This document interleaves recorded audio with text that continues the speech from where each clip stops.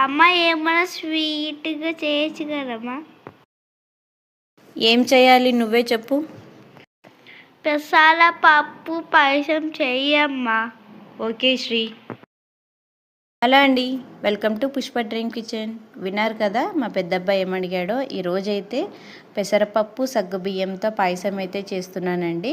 ఎలా చేయాలో చూసేద్దాం. ముందుగా అయితే ఒక చిన్న గ్లాస్తో సగ్గుబియ్యం అయితే ఒక 1 అవర్ అయితే నానపెట్టేసుకోవాలండి.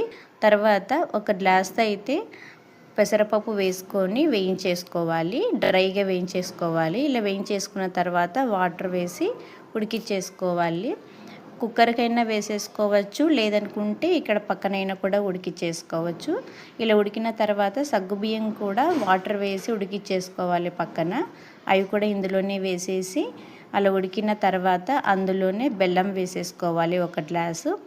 ఉడికిన తర్వాత పాలు వేసేసుకొని పచ్చి కొబ్బరి అయితే తురిమేసి వేసుకోవాలండి. ఇలా పచ్చి కొబ్బరి వేయడం వల్ల టేస్ట్ అయితే చాలా బాగుంటుంది. ఇలా చిన్న చిన్న ముక్కలుగైనా కట్ చేసుకోవచ్చు, లేదంటే తురిమైనా వేసుకోవచ్చు, బాగుంటుంది.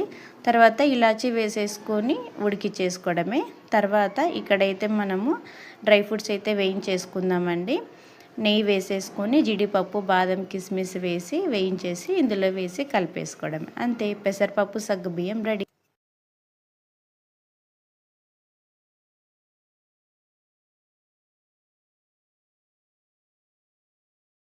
పాయసం రెడీ. మీకు ఈ వీడియో కనుక నచ్చినట్లయితే లైక్ చేయండి, షేర్ చేయండి, సబ్స్క్రైబ్ చేయండి.